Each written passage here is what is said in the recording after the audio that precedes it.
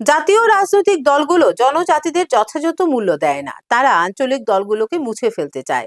সমাবেশে বললেন প্রদ্যুৎ কিশোর দেববর্মা। জাতীয় রাজনৈতিক দলগুলো জনজাতিদের যথাযথ মূল্য দেয় না। বহু আঞ্চলিক দল লোভ বা স্বার্থের কারণে জাতীয় দলের সঙ্গে জোটে সামিল হলেও পরে পরিকল্পিতভাবে সেই আঞ্চলিক দলগুলোকে মুছে ফেলে। তাই আইপিএফটির উচিত তিপ্রামথার সঙ্গে একজোট হয়ে জনজাতি স্বার্থ রক্ষার লড়াইয়ে অংশ নেওয়া।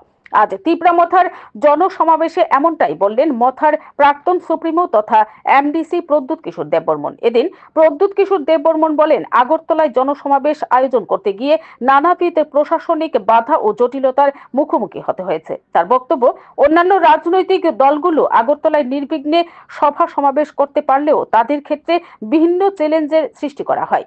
তবুও এদিনের জনসমাবেশে উত্তর পূর্ব ভারতের বিভিন্ন প্রান্ত থেকে মানুষের বিপুল সমাগমে তিনি সন্তোষ প্রকাশ করেন। সভা মঞ্চ থেকে প্রদ্যুৎ দাবি করেন, বর্তমানে জনজাতিদের আর্থিক অবস্থা সংকটময় হলেও লড়াই করার শক্তি ও সাহস তাদের রয়েছে। আজ জনজাতিদের হাতে টাকা নেই, কিন্তু আত্মবিশ্বাস আছে।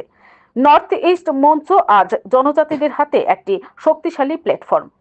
একদিন অবশ্যই গ্রেটার ত্রিপুরাল্যান্ডের দাবি বাস্তবায়ন হবে। তিনি অভিযোগ করেন, জাতীয় রাজনৈতিক দলগুলো জনজাতিদের যথাযথ মূল্য দেয় না। তার মতে, বহু আঞ্চলিক দল লোভ বা স্বার্থের বশে জাতীয় দলের সঙ্গে জোট বাঁধে, কিন্তু পরবর্তীতে সেই আঞ্চলিক দলগুলোকে রাজনৈতিকভাবে বিলীন করে দেওয়া হয়। এই প্রেক্ষিতে প্রদ্যুৎ কিশোর দেববর্মন স্পষ্টতই আইপিএফটিকে জোটে আসার আহ্বান জানান। তিনি বলেন, আইপিএফটির উচিত তিপ্রামথার সঙ্গে কাঁধে কাঁধ মিলিয়ে লড়াই করা।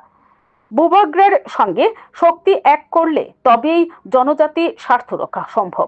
একা লড়াই করলে শিবসেনা, অসম গণ পরিষদ, বুডুল্যান্ড পিপলস ফ্রন্ট বা বিভিন্ন রাজ্যের অন্যান্য আঞ্চলিক দলের মতো মুছে যেতে হবে বলে দাবি করেন তিনি। তাই অধিকার আদায়ের লক্ষ্যে নর্থ ইস্ট মঞ্চের মাধ্যমে জনজাতিদের একত্রে আওয়াজ তুলতে হবে, কারণ একতাই শক্তি।